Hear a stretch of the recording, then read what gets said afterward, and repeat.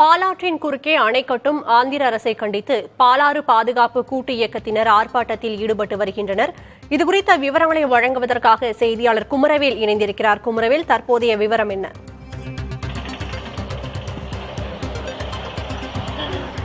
சக்தி, ஆந்திர அரசு பாலாற்றின் குறுக்கே புதியதாக கணேசபுரம் என்ற பகுதியில் சுமார் 6 TMC அளவுக்கு தடுப்பணை கட்டுவதற்கான அறிவிப்பை கடந்த 3 நாட்களுக்கு முன்பாக ஆந்திர முதல்வர் ஜெகன்மோகன் ரெட்டி அறிவித்தார். இதற்காக 215 கோடி நிதியையும் அவர் ஒதுக்கியிருந்தார்.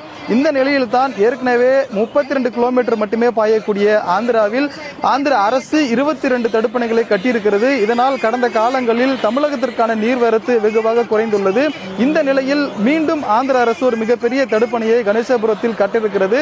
இது மேலும் தமிழக விவசாயிகளை பாதிக்கும் என்று எதிர்ப்பு தெரிவித்தும் இதனை தமிழக அரசு தடுத்து நிறுத்த கோரியும் தற்போது திருப்பத்தூர் மாவட்டம் வட்டாட்சியர் அலுவலகம் எதிரே பாலாறு பாதுகாப்பு கூட்டு இயக்கம் மற்றும் அனைத்து விவசாய சங்கங்களின் கூட்டமைப்பினர் கண்டன ஆர்ப்பாட்டத்தில் ஈடுபட்டு வருகிறார்கள். இதில் கம்யூனிஸ்ட் கட்சியை சேர்ந்த முல்லை விவசாய அணியை சேர்ந்த நம்மோடு இருக்கிறார்.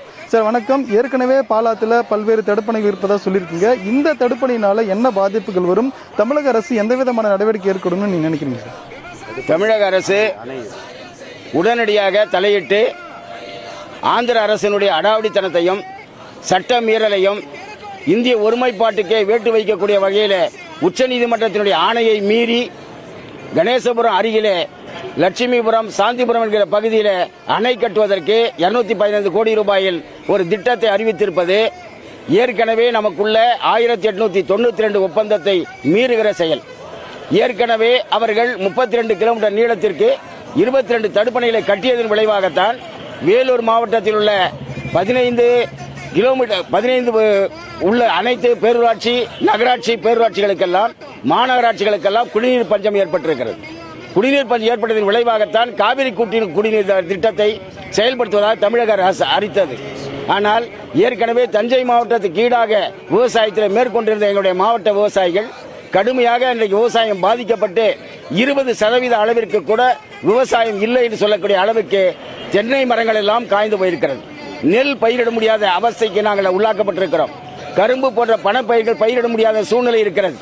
மானாவாரி பயிர்கள் கூட பயிரிடுவதற்கான போதுமான மழைநீர் இல்லாத காரணத்தினால் மிகப்பெரிய அளவிற்கு பாதிப்பை ஏற்படுத்தும். அது மட்டுமல்ல, இதை நம்பி இருக்கிற கல்பாக்கம் அணுமின் நிலையம், அதே போல ரயில் நீர் என்று சொல்லக்கூடிய பாலூர் அருகிலே எடுக்கக்கூடிய ரயில் நீர், இவையெல்லாம் பாதிக்கப்படும்.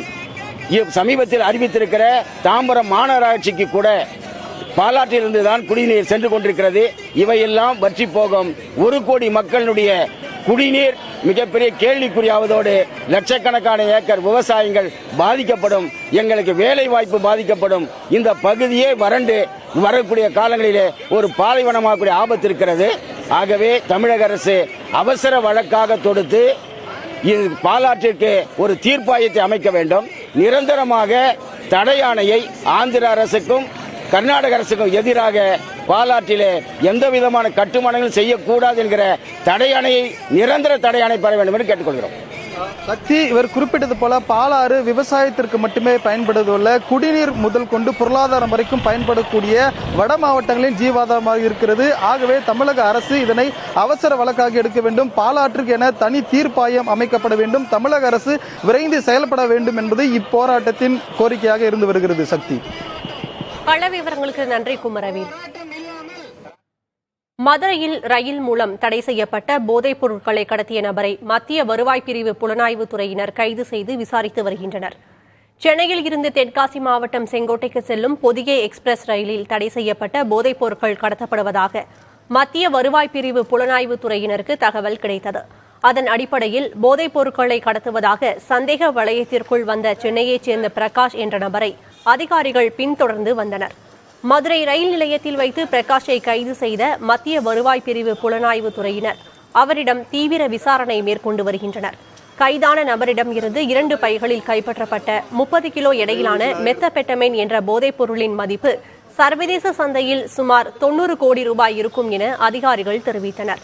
இதற்கு பின்னால் சர்வதேச போதைப் பொருட்கள் கடத்தல் கும்பலைச் சேர்ந்த பலருக்கும் தொடர்பு இருக்கும் என சந்தேகிக்கும் மத்திய வருவாய் பிரிவு புலனாய்வுத்துறை அதிகாரிகள் விசாரணையை அடுத்த கட்டத்திற்கு கொண்டு செல்ல திட்டமிட்டுள்ளனர்.